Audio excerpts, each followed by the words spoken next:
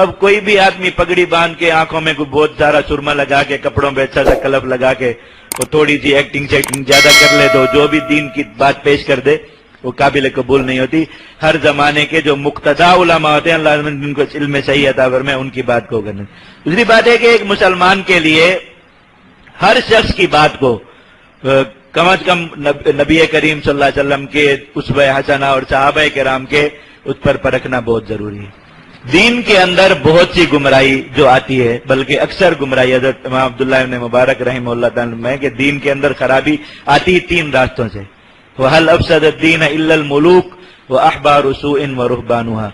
دین میں خرابی حکمران لاتے ہیں اپنے زور سے. اسی طرح یہ نیشنل ایکشن پلان اور یہ اور وہ چیزیں، پیغام پاکستان اور اس طرح کی چیزیں وہ کر کے تو بہت سے لوگوں کے راستے تبدیل کرتے ہیں، ان کا قبلہ تبدیل کرتے ہیں.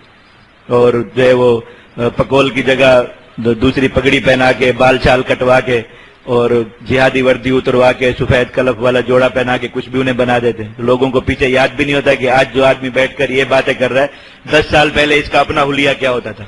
سر سے لے کر پاؤں تک جہادی جہاد، اور پھر اب سر سے لے کر پاؤں تک اینٹی جہاد. تو یہ خرابی آتی ہے اس سے کہ اس کا حکومتوں کا زور جن لوگوں پر اثر کر جاتا ہے وہ دین کے احکام تبدیل کر دیتے اور لوگوں کے اندر پھر وہی غلط احکام رائج ہو جاتے. دوسرا راستہ ہے احبار سوء، برے علماء، دنیا پرست علماء جو دنیا کی خاطر ان حکمرانوں کے خوف یا لالچ کی وجہ سے دین کے احکام کو تبدیل کرتے. ان کی وجہ سے یہ خرابی آتی ہے. اس لیے پھر ہر آدمی کی بات کو، اب وہ لازم بات ہے کہ کوئی آدمی اگر شکل سے ہی عالم دین نہ لگتا ہو اور حلیے سے ہی کوئی متقی پرہیزگار آدمی نہ لگتا اس کی بات تو کوئی نہیں سنے گا.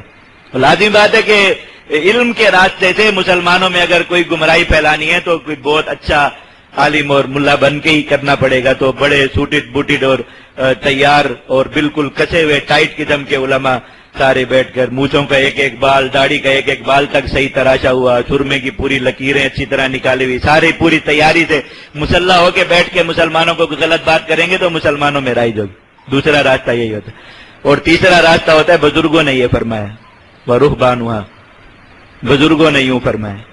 آپ پورا قرآن سنائیں 538 آیات سنا کے آپ کا گلا خشک ہو جائے، بیٹھ جائے بالکل. نبی کریم صلی اللہ علیہ وسلم کی 1000 احادیث آپ سنا دیں، نبی کریم صلی اللہ علیہ وسلم کے سارے غزوات بیان کر دیں، سب کچھ کر دیں، آخر میں کیا کہیں گے آپ کی ساری تقریر پہ لوٹا ڈال. بزرگ یوں فرماتے ہیں، بزرگ تو یوں فرماتے ہیں. تو وہ بزرگوں کا فرمایا ہوا معتبر ہے اور قرآن و حدیث سارا جو ہے وہ اپنے پاس ہی رکھ لیجیے. بزرگوں کا وہی فرمایا ہوا معتبر ہے جو قرآن و حدیث کے مطابق ہوگا. بزرگوں کا وہی فرمایا ہوا معتبر ہے. اصل شخصیت، اصل جو اتباع ہے وہ کس کا ہے؟ نبی کریم صلی اللہ علیہ وسلم کا ہے. اجلے کپڑوں کا، سفید چاندنیوں کا، ان کے اتباع کا شریعت میں کہیں حکم نہیں ہے کہ جس آدمی کی خانقاہ بہت صاف ستھری ہو اس کی بات مانا کرو، جس کے ہاں خوشبو بہت اچھی جل رہی ہو اس کی بات مانا کرو، جس نے خوشبو بہت اچھی لگائی ہو، اس کپڑے بہت صاف ستھرے ہوں اور ہر چیز چمک رہی ہو دمک رہی ہو، کی چیز پر میل کا نام و نشان نہ ہو، کوئی تنکا نہ پڑا ہو کہیں، بس اس کی بات مانا کرو. یہ قرآن و حدیث میں کہیں نہیں ہے.